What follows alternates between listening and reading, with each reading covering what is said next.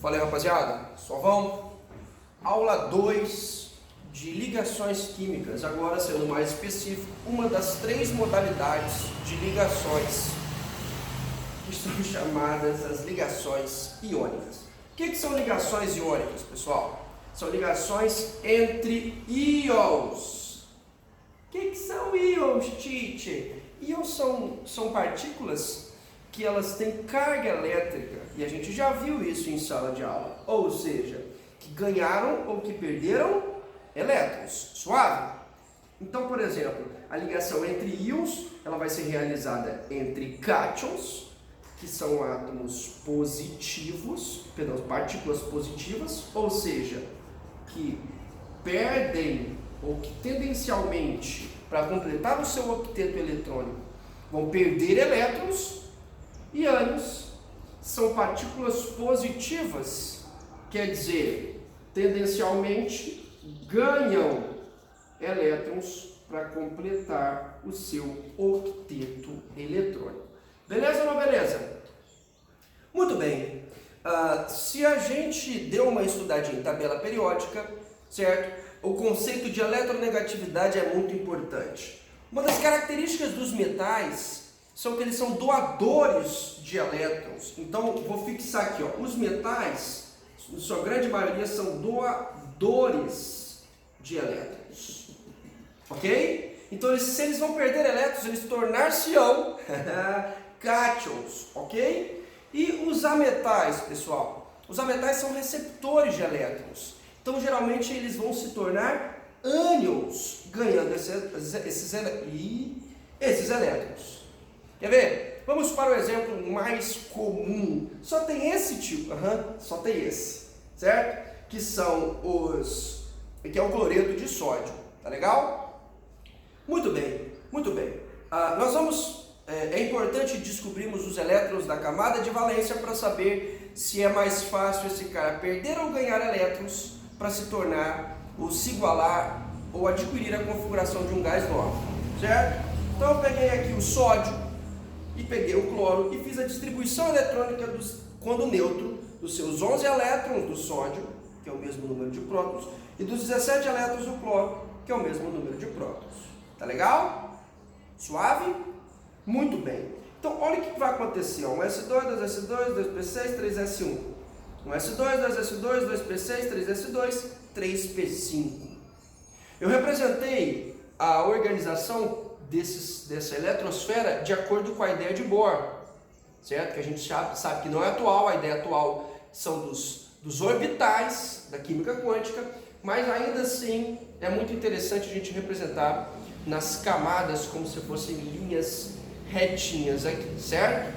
Muito bem, então da forma como o sódio encontra-se, ele tem 2 na primeira camada, representado pelo número 1, 8 na segunda, representado pelo número quântico 2, e 1 na terceira camada.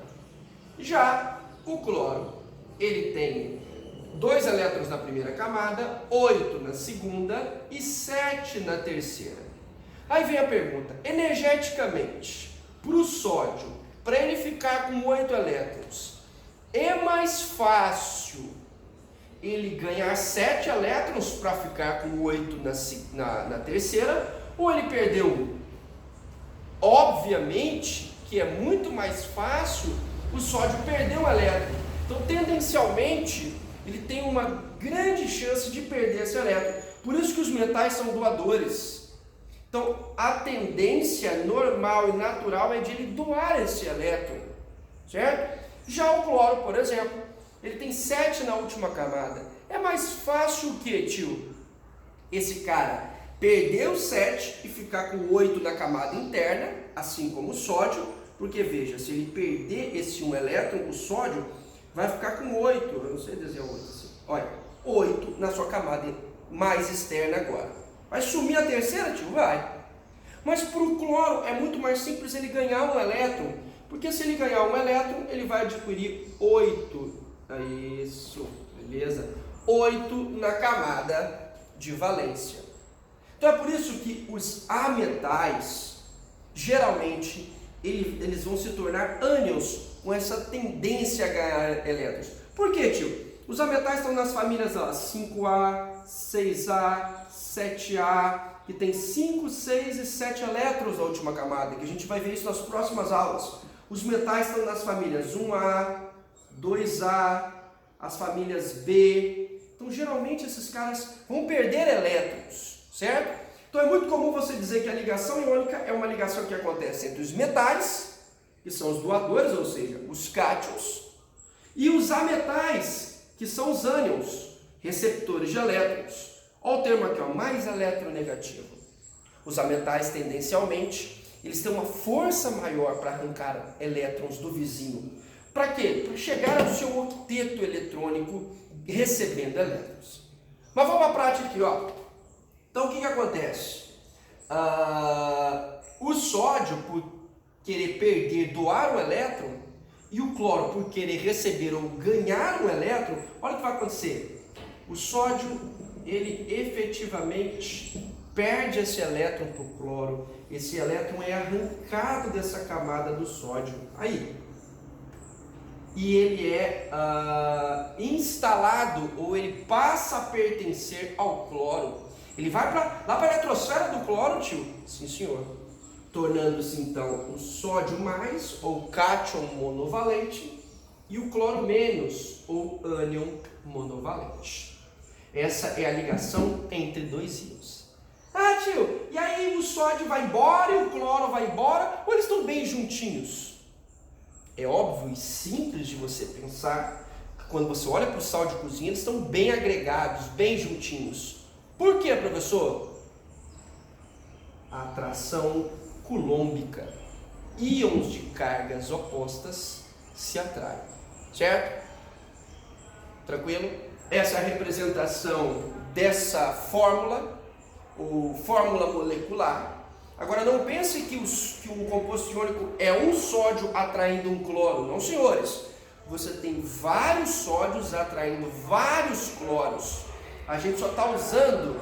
Aí, agora está passando alguém aí, ó. Obrigado, hein, João Ney. A gente só está usando o cloreto de sódio como representação da fórmula molecular. Então, resumindo, antes que eu fique puto que tem um negócio passando aqui. Ah, tá, parou. Os compostos iônicos são ligação entre íons, entre cátions e ânions, entre doadores e receptores, ou entre metais e ametais. Com qual objetivo, tio? De adquirir a configuração eletrônica de um gás nobre.